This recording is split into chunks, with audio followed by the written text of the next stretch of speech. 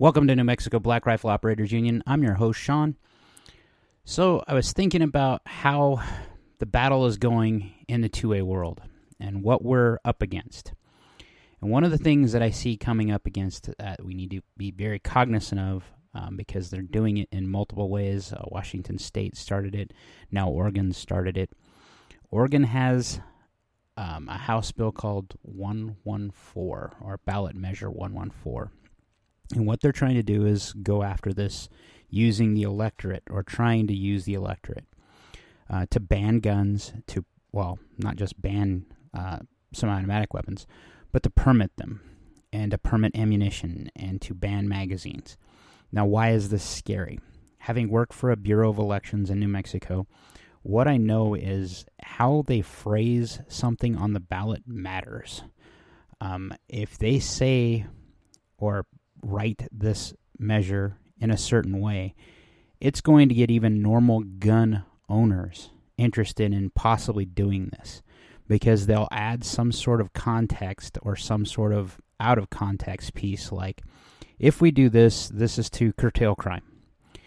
I don't know very many people on our side that aren't all about curtailing crime.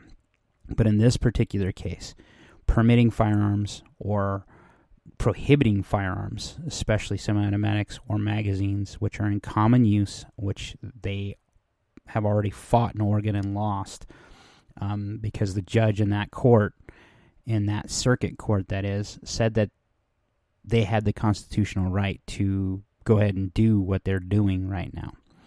That's not the case. It will be appealed, and they'll lose in federal court. The problem is this all takes time. And what they're going to do with this is, if they can't do this type of thing, which I don't think they're going to be able to, what I mean, they're not going to be able to legislate the Second Amendment out of existence. What I think they'll do is use a private partnership with other entities, banking entities specifically, to other FFL dealers and people that buy firearms. And what I mean by other is they'll put them in such a state that it's undesirable to do business with them. And what that does is choke out anyone who's willing to buy a firearm or sell firearms as their means of making a living. If you can't do business, if you can't go get groceries, if you can't buy gasoline, you're choking out the logistical chain that keeps people alive. And that is what I see them trying to do. And it doesn't take a rocket scientist to look at the stuff that they've proposed with ESG and central bank digital currencies to see that a programmable currency of any kind is a bad plan. Because if you're ever on the outside of what the government is, and let's face it, anyone in the 2A probably already is an outsider in the government, the way the government sees us. That means that they're going to other us and go ahead and shut off some things. And we have to be able to rely on that parallel economy that's being built. Now, the parallel economy is rocking. We're starting to see more and more things, even in the cultural spaces like Sound of Freedom, where woke companies are not able to put out or stomp out, let's put it that way, people rising up against them. This is a good thing. This is a positive step for freedom. But living in the Southwest, something we need to be cognizant of in the United States and anyone who lives in the Southwest, is what our neighbors to the south have going on. Right now, they have a cartel war that is basically going in the favor of the cartels and not the government, because the government, as we all know, just like ours, gets corrupt. And why I'm saying this is a 2A issue is that a good chunk of the firearms that they're getting in Mexico come from local FFLs, straw purchasers that come in and buy things. Now, there's not a real way you can stop that, meaning that you can't, unless you get some sort of weird vibe or you know for a fact that these people are bad people, you can't stop them from purchasing a firearm. But if they're continually purchasing large quantities of firearms, as an FFL or as anyone in the 2A community, we ought to stop and take pause and see what that is. Because if someone comes in, I understand I'm one of those people that has a lot of black rifles because I collect them. But if I were to come into the same gun store and buy 27 or 30 AR-15s in a month, and they're all the same, there's no difference in configurations, there's no difference in make, model, anything, that should raise a red flag. Because what the hell would I need that for? Now, I say this, and it is your right to go ahead and do that if you actually feel free to do that. But as an FFL, you need to look at yourself in the mirror and wonder what the hell this person's doing. You know, if they're buying 30 of the same make, model of everything, maybe you want to take a look and see what they do outside of the gun store stuff. I know that's not something that a freedom-loving person would say, but I'm saying this as a responsible person, as an American, that we owe it to ourselves to keep our community tactical, and to do that, sometimes you're going to have to walk against some things that are some very core tenets, because ultimately, it isn't your right to know anything about that, but you're going to be the one that has to go to sleep at night with what you've done.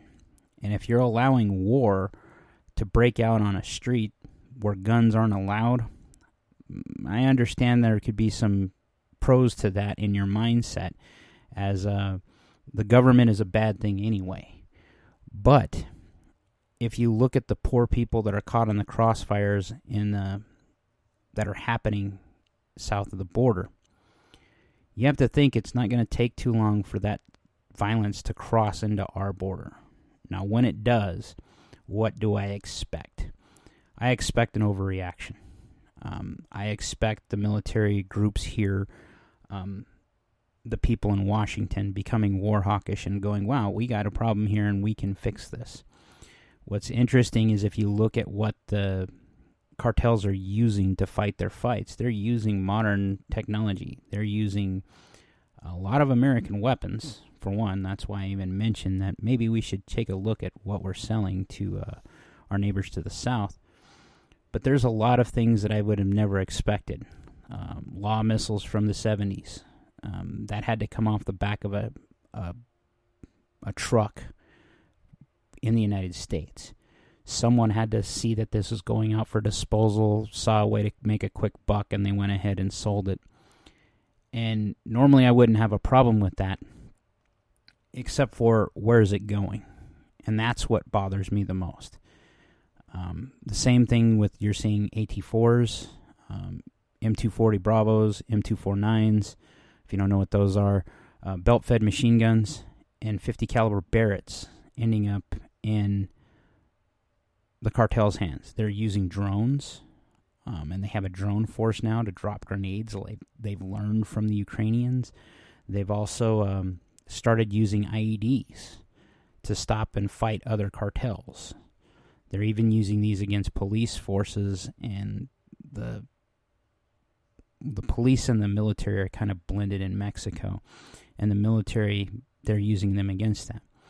Now, those forces there have a very high attrition rate, not only to casualties, but to corruption. Why get shot at when you can make money off of these guys, is what they're thinking, or join them. What I noticed about doing some research for my book, which is a novel, was that, and to be blunt, there's some of this that's happening on the border that I'm integrating into the storyline and the plot for the book. But what I noticed about this in this last bit of research, which flagged for me because I'm not used to seeing this thing, especially so close to my state, is the fact that they're using drone operators. They're using commercially made drones, modifying them to drop grenades, and these drones have thermals and everything else. This is technology that wouldn't be available if it weren't for the globalized order that we all live and enjoy in. A lot of us probably have drones that we use for recreation, just to take pictures when we're out doing stuff, or to plan for a hunt. I could see them being used for that. I can see them being used for a lot of things. But to see them being used against as weapons, to be actually dropping grenades. First off, where the hell are they getting the grenades from? And the only ideas I can think of is they're coming from South America, from other parts of the country, the world, to them, and then they're using them very effectively against the forces that they're trying to oppose. This smacks of Afghanistan to me. The terrain is very rugged. It's very much like Afghanistan. If we had to fight in that area, which I hope we don't, because I think that the Mexicans are part of the alliance in North America, and when I say that, they're a big part of manufacturing in North America. And as China starts to kind of go the way of the dodo, which I think it is if you look at their economic outlooks lately, and the economy drives the world, and drives a country. If the economic situation in those countries degrades, then you start seeing them fall. Well, if China were to fall, we would need willing partners like Canada and Mexico to build that manufacturing piece, because we can't do it alone in the United States. We need more workers than what we can possibly get to replace 1.2 billion people that are currently the manufacturing hub of the world. And the only one that makes sense to me is Mexico, because Mexico has that ability to be close to us. They have a demographic situation that's close to us. We've always had good relations with them, especially lately, despite our border issues. But that goes down the toilet rapidly if we start losing American citizens to cartels while they're on visits or holidays in Mexico. And all it would take is one rich politician's son or daughter killed, and enough pressure that I could see us involved in another war similar to Afghanistan, and they would use that to go after the cartels.